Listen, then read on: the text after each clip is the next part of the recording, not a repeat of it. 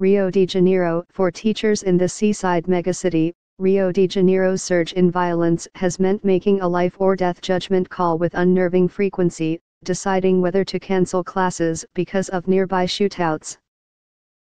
For police officers, it has meant burying 119 of their own so far this year and surrendering ever more territory to drug gangs that have resumed open-air sales in teeming communities that had been declared pacified just a few years ago.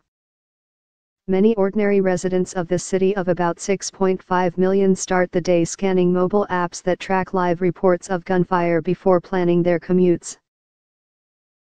A little more than a year since Rio de Janeiro hosted a largely successful Summer Olympics, Brazil's showcase city is plagued by a rise in lawlessness reminiscent of its darkest periods in the 1980s and 1990s.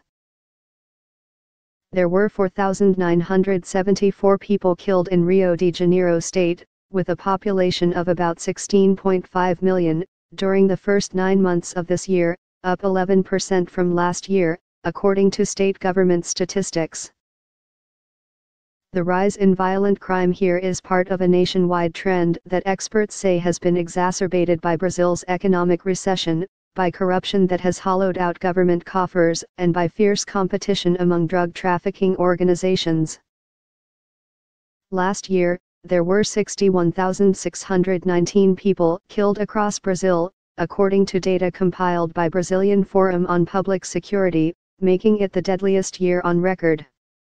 Facing a budget deficit and increasingly well-armed and organized drug cartels, officials in Rio de Janeiro have turned to the federal government for a bailout and to the military for backup. The situation is one of complete vulnerability, said Antonio Carlos Costa, the head of Rio de Paz, an organization that supports victims of violence. The weapons used by the traffickers are weapons of war.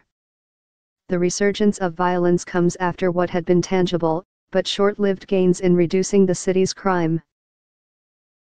In 2008, when Brazil was preparing to host the 2014 World Cup, and was bidding for the 2016 Olympics, government officials launched an ambitious plan to secure the city's favelas, a patchwork of unplanned hillside communities that had long been neglected by the government.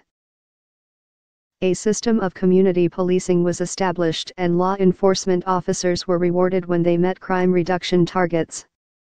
It amounted to a counterinsurgency strategy. So-called pacification police units established in the favelas were envisioned as the first step to bringing state services to the areas. A steady police presence was supposed to root out the organized crime networks that had become the de facto authority in the favelas, and then the plan called for gradually expanding access to decent sanitation, health care, and education to the historically marginalized communities. For a few years, the plan appeared to get traction. From a peak of 65 violent deaths per 100,000 Rio de Janeiro state residents in 1994, the rate dropped to 29 in 2012. A $10.7 billion investment in infrastructure before the 2016 Games brought hope that the Olympics would serve as a catalyst to reduce inequality in a city where exorbitant wealth and destitution had long coexisted in stark contrast.